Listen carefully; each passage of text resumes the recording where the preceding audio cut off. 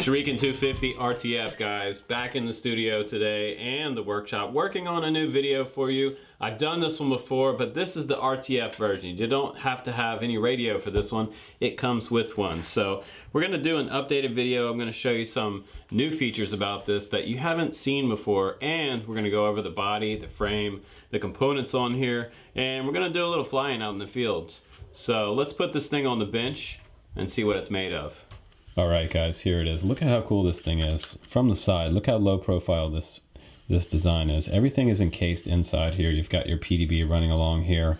And we've taken the top off this before. I've showed you this inside in a previous video. It is super high tech in there. HolyBro, they seem to reinvent the wheel sometimes when they come out with a new quad, and the 250 is definitely no exception to that. They put a lot of work, research and development into their quads every time they come out with something new, like the Shuriken X1 that I showed a while back on the channel, and one of my favorites, the Shuriken 180. The 250 is just a powerhouse. This quad right here is super powerful. These motors rock, and the camera's adjustable on here. You've got a lot of pretty much basic features on here that are in line with other quads. Like you have standard XT60. If you're new to this, you want to learn that. That's what most racers are using. You also have an LED display for your readout on your VTX, your video transmitter, for bands and channels. You have push buttons inside here that you can push with a driver. You can see those there, down in there. Also have a bind button in there as well. You have a little antenna sticking out the back here. Just one antenna on this one. I don't know if the other one fell inside. USB port here. You've got bumpers under each motor, which is super cool. Cha-ching on that one. Good job, HolyBro. And we also have a bumper up front that sticks out that covers up this PDB. The PDB does extend out to the motors here and runs ESCs, individual ESCs inside these arms. So if you had a blowout of an ESC, you can pop this top and add a new ESC to it. So it is fixable and very easy to work on this one. You don't have to do a ton of hardcore soldering on this one. So let's take a closer look at what's in the box with this one too. And I'll set this to the side. All right, now we get to open the box. Okay. They always do the best packaging. Them and DJI and Zero seem to be very top quality. So right away we get our traditional HolyBro Shuriken stickers, and you guys can sticker it up wherever you want. You get your quick start guide, this little tiny deal here. Whoop. You can see that. It'll focus. Come on, focus. Maybe a little further away. There you go. Kind of hard to see. Another quick start guide, and this must be new. I don't remember getting this one in my previous version. Ah, yes, it is new. It does have the transmitter layout on here. So we'll show you about those switches on the transmitter in just a little bit here. So it has all the rest of the information in here for you about which motors do what size props you need to order if you need to replace props. These are 5x45s, otherwise known as 50/40s. And we have black cap and a silver cap. Black cap on the clockwise motor, silver cap on the counterclockwise motor. Set that to the side. You also have a schematic for your different parts and the item number on here if you need to order new parts. Very nice, HolyBro. And we have a warning. If you hit yourself in the face, it's your problem. We have an instruction manual for the E3 version 2. That's a Sky RC charger. It comes along with it. This is a 3S charger in the box here. Will not charge 4S, so don't try it. We'll go ahead and take this off, and I'll show you the controller. This is a super sweet controller. 4 AA's in the back, pretty standard. I'm going to use my rechargeable energizers for that. Little grab handle up here. It seems to be pretty nice. And these bolts all a little bit loose. I got to tighten those up with a Allen wrench driver. Now, I always tell people when they get a new quad, go over the whole thing, the entire quad, with a driver, and make sure all your bolts are tight. If you see any connections that feel super loose, that are metal to metal, add some blue Loctite on those so that you don't have a screw fly out. Pretty important. You got your 3-position switch here. It does seem similar to, I believe it's an I believe this is a FrSky controller because it does have some SWA, SWB here, SWG, SWD. We have some sort of gimbal control wheels on the very top, left and right. Don't know what those do yet, but we also have, it looks like a monitor mount in the very middle, so that's kind of cool. We have a little connection there for putting your neck strap around. I don't know if they have a neck strap in the box yet, but I'll find out. Power buttons on both sides of this controller, so that's kind of interesting. We also have the USB cable here for hooking up to Clean Flight or Beta Flight. Extra set of props, thank you HolyBro. And we have a little DVD ROM here to put in your computer for some extra directions. Probably the PDF manual in here for you guys. Digital version. Now let's see what's down in this hole. HolyBro, this is a motor wrench. This goes on the edge of your motor because these motors are recessed. It's hard to get the props off unless you have something to hold this motor still. So you're going to put that in there until it locks into place, and then you can put your motor wrench on there. Now also, if I can get this out of here, this is this E3 AC charger here. We got 2S and 3S port here. And there's a little warning label here over top of the connector here. Let's see if they gave us a US style connector here for the wall outlet. Yep, they did. Awesome. Thumbs up again, HolyBro. Awesome. Not a EU plug there for this one. If you do get one with the EU plug, you can order those converters on Amazon for about $4. Now this is an extra accessories pack. There's a little carbon plate in here, and this little carbon plate can go on the very back of the quad. And what this is for you guys that want to add your Spectrum transmitter on here and add a Spectrum receiver. They give you this cool little piece of carbon that's going to hang off the back of the quad, so you can mount your receiver of choice on here. Futaba, Spectrum, FrSky, whatever.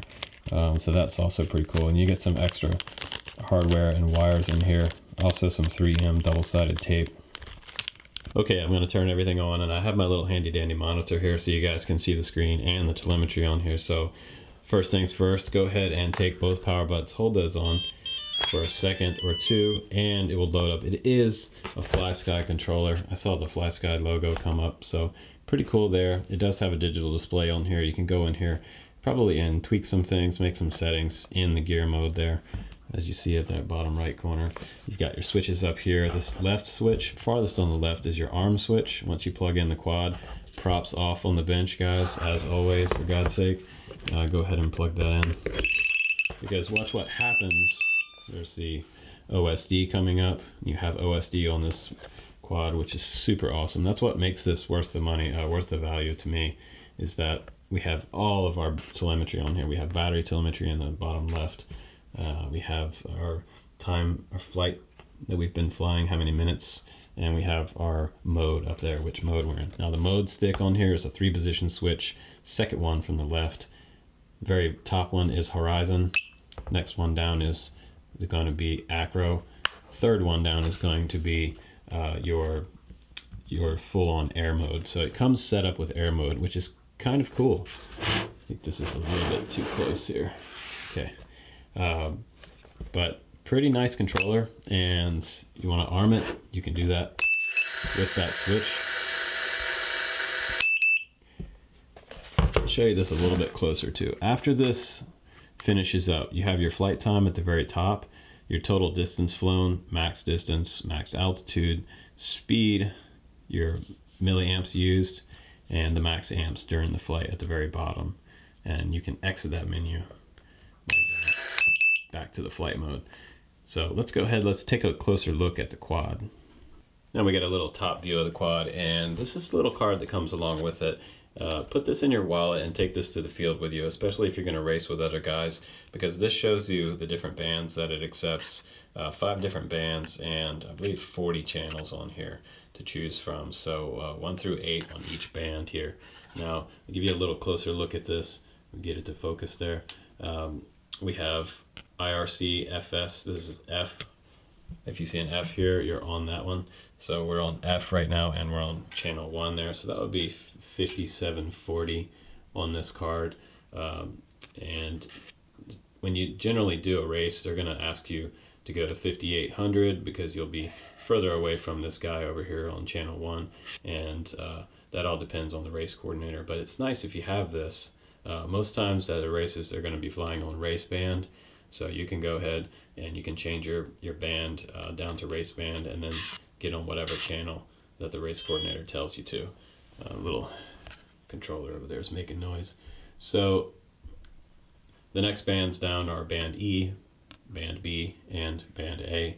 And this will work with Fat Shark goggles and some of the other off-brands out there, such as the head play goggles and the other larger goggles. Now also this quad has switchable video transmitter setup in here, so it comes in 25 milliwatt. If your video is kind of hazy and fuzzy and you're flying a little bit of a distance away and you don't understand why, that's why. It's not your goggles or your transmitter setup, it's actually going to be this dongle right here. So this dongle right here, there's 6 pins inside here. There's 2 plugs that go in on the very far left side. And if they're on the far left side, that means you're in 25 milliwatt. Now, if you want to take those out with a pair of tweezers and plug them in on this far right side, have both of these plugs over to the far right, that's going to give you 600 milliwatts. You're going to get a lot more range, but only use that if you're flying in a big field by yourself and with nobody else, or if you're not directly next to somebody. Because what happens, 600 milliwatt, as I've said before on the channel, it will actually drown out someone else right next to you, even if they're flying 100 feet away. So be very careful when you're switching into 600. Will give you a great bit of video, a solid video on your goggles, but it might drown someone else out. So let's go ahead, let's take a look at this super cool little VTX changer OSD button back here and our bind buttons, and I'll show you about these other 2 ports back here for adding an external receiver. So now we're going to go ahead and take an awesome look at this little easy to use VTX setup for changing your bands and your channels. You've got your band over here on the left hand side, and you have your channel over here 1 through 8. And I'll show you how to cycle through those. If you stick your driver down this very back right hole, there's a button in there, and you can go 1 through 8 here, all the way through, cycle all the way through and back to 1. If you hold down that button for 2 seconds, it'll let you change the band. So if you need to get on race band is band C, and you can just hold down another 2 seconds, go to the next band, hold down again, go to the next band, and that C band is actually race band. So now if I want to, I can press once and I can cycle through my channels for race band. Depending on which one the coordinator wants me to be on, I can select that channel. Pretty easy to use. Okay, so what are the rest of the buttons on this setup? The very top right up here, this is your bind button if you're adding an external receiver to bind up your receiver to your quad. And you have 2 little ports left and right here of this XT60. Over here on this side we have PPM and UART2, and over here on the right hand side we have UART1, UART3, and an S-Bus port. So we can do any kind of S-Bus receivers. If we decide to put an FrSky receiver on there like I have for my Tyrannus, I can do that. Pretty cool. And up here there's this hole right here which has switches in here, and there's a few different configurations you can do here. 2 different to be exact. One is to activate the USB port back here, and right now it comes in that setup. So if you want to go in here and change your OSD, you're going to look at the manual, and there's a series of switches in there that are going to let you access your OSD. So you can put the USB port in here, a USB cable in here, and then you can access your OSD to change your configuration on your OSD. And the way you do that is switch 1 is going to be down, switch 2 is going to be down, switch 3 is going to be up, and switch 4 is going to be up. And that's going to change this USB port over to OSD configuration. Now, you Spectrum guys, you didn't get left out in the cold. There is a DSM-X port up inside here, and you can run a wire out and have yours sitting on the outside. If it's small enough, you might be able to find a spot inside here to put it underneath. Maybe have your antennas hanging out the back here. You have 2 different ports on the very back for your antennas to hang out the back. You also have an RX LED port right here underneath this pad, just in front of this pad right here. That's accessible. Okay guys, just for you, I've taken all these 10 bolts and nuts off the bottom of this frame. They run through the frame, and there's a little nut on the very bottom of the frame. Now, this is a nice top plate. Looks like 4mm here. Might be 3.5, but it's very close to 4. You have this plastic surround that goes all the way around to give it more support, and there should be a little more room on the bottom of these for getting those needle nose pliers in here to grab that nut. I'd like to see a little more room right there. It's kind of tight. And also this front part, the bolt, the nut right here is recessed. So it's kind of annoying. I was trying to get my pliers on there, and that one's kind of a bitch to move. I also have a CG line in here if you're adding your transmitter, a receiver on the quad, so that you get a perfect CG. That's kind of nice. And we've got that USB port back here. Now, I told you that USB port was also switchable to with these dongles. Where are they at? The switch is right here. Will actually change that USB port for integrating and changing your OSD. Now, you also have some buttons down in here. OSD off. You also have this switch over here. This is for your UART2. You couldn't see that previously with that hole, but that hole is there to run your wires out if you're running an external receiver. And then you have PPM right next to that one. We have our S-Bus UART3 right here, and the next one over is UART1, and those all have proper connections in them, like ground, RX, TX, and 5-volt connections on there. I have my antenna running through this little port in the very back. There's 2 ports back here. If you have 2 antennas that run off your receiver, they give you that option. That's pretty nice. Now up here, I told you about this earlier, that's a DSMX plug right here. So if you put your DSMX receiver right here, you can plug it in and power it right there. Pretty nice. And we also have a wire running off this FrSky transmitter receiver down here to this bind button. So if I need to rebind it to my radio, I can do that. Up here is your antenna connection right there, soldered to the board. And don't power this up, by the way, without having this antenna plugged in. It can burn out the VTX. I've told people about that before. It does happen. And then up here, I can change that while I have this open. I have these 2 plugs right here. I'm going to go ahead and move them over to 600 milliwatt. And over to the far right is 600 milliwatt there. So I want maximum video strength during our flight test, so we get the best video. We don't get as much scratchiness coming through. So we also have our IMU mounted right here, and it's recessed, actually mounted on a piece of foam. So it has nice dampening from the power system. So you should get a really smooth flying quad out of this. And we also have 30 amp ESCs on here, and those are Opto HolyBro Shrunken ESCs made specifically for this quad, and it has BL Heli on there. So cha-ching for the BL Heli, good move there. The motors themselves, they're 2205, pretty standard for what you want to run for a 5-inch prop, and they're 2550 kV. So pretty powerful workhorse motors, definitely way powerful.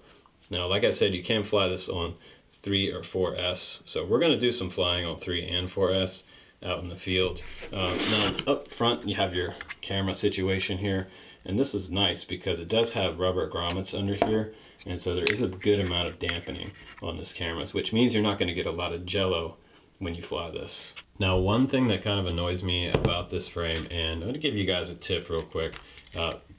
Screwing this antenna in is kind of a pain because this nut is recessed on the frame, and it's kind of finicky to get it down there by hand, and you can't really get your needle nose pliers in there to tighten it up anymore. So that's kind of a drawback for this design. Now, to make life a little bit easier for you, if you own this quad, go ahead and cut yourself a piece of heat shrink and put it over top of this little nut at the bottom, because this nut spins on you.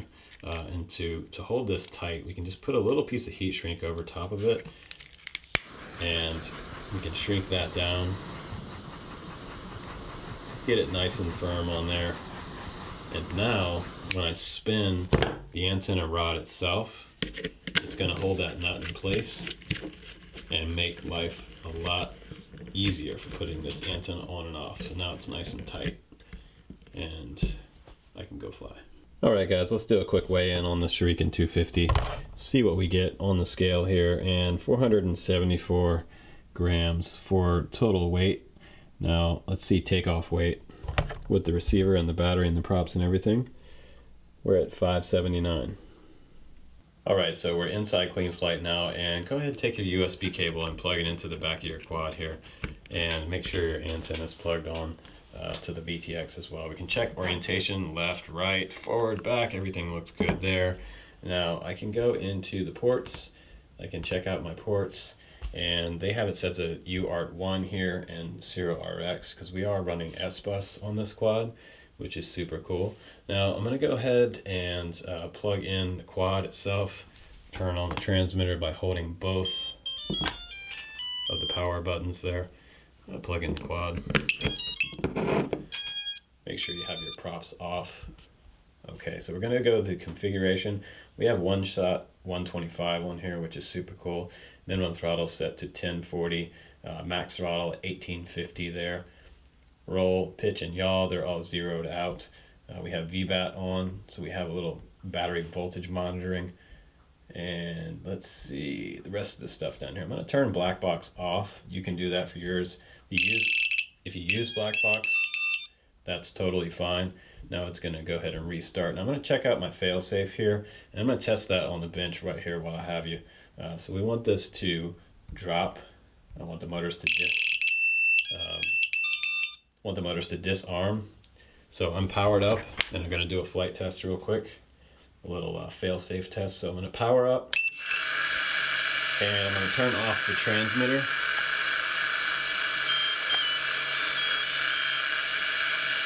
Okay, and now the motors should stop, and our beeper goes off. I'm going to turn it back on, make a connection, make sure that all the switches are up. Okay, so the power, the failsafe totally works. It cuts the power to the quad. That's what I want, and that's a proper failsafe. Otherwise, if you have, say, min throttle, I don't ever trust that, because I feel like if there's an error, I could have a flyaway, and I definitely don't want that. So going back in here to the configuration, let's go down to PID tuning. Those are all the stock PIDs right there. I'm going to leave those exactly as they are. My roll rate, pitch rate, and yaw rate, they're all set to 0.65, and that's going to be kind of mild. I could probably bump that up to 0.75 on all of those axes. Go to the next one, 0.75. I want to roll just a little quicker. Now I'm going to go down to receiver, and I have everything plugged in, so if I pick up my radio and I test out my throttle, my values should go up. So I push my stick up and down, yaw, let's see, roll to the left, right, pitch, forward, stick down, backwards like that. Now I can test out my switches. Auxiliary 1 is SWA switch, which is the arm switch. Now SWB switch, the second one from the left, is going to be my mode switch, and that's on auxiliary 2.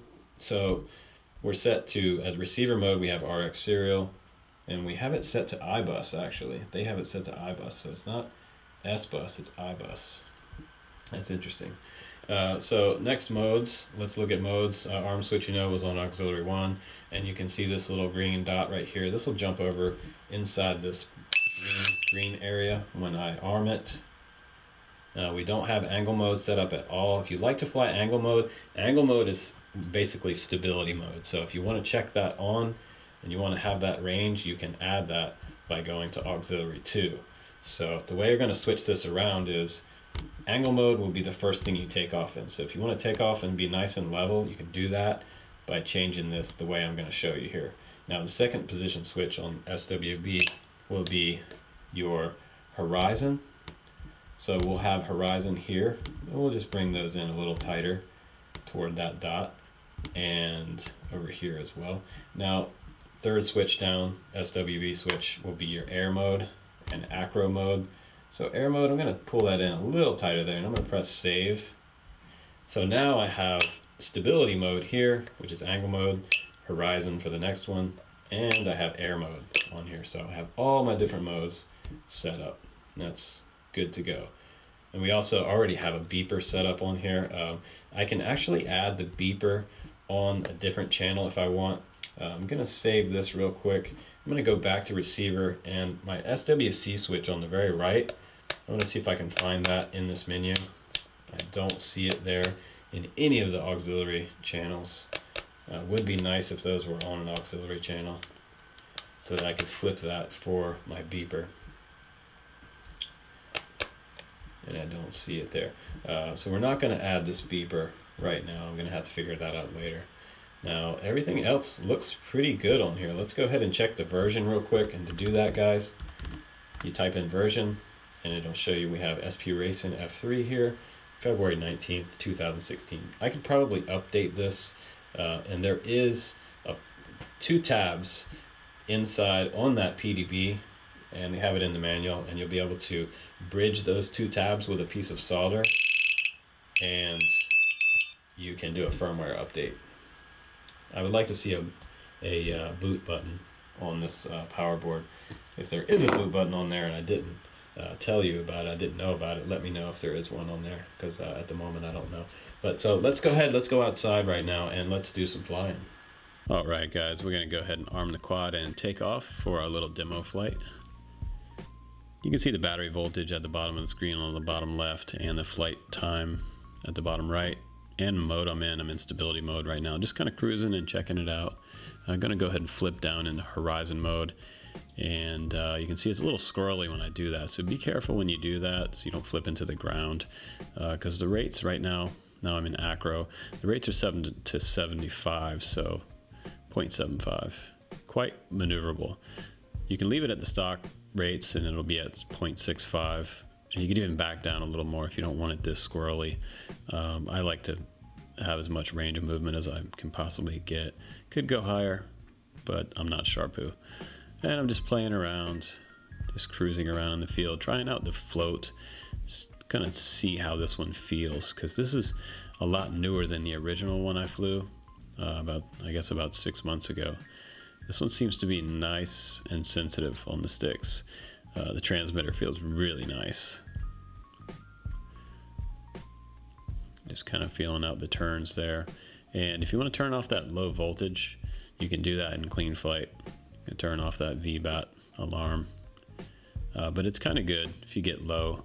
It was kind of annoying me on the screen, the low volt thing, because during a load, under a full throttle load, the battery voltage is going to go way down to 13, but when you back off the throttle a little bit, it's going to jump back up to a safe voltage, and when you land, it's going to be even more volts. So don't get too worried if you see 13 there momentarily.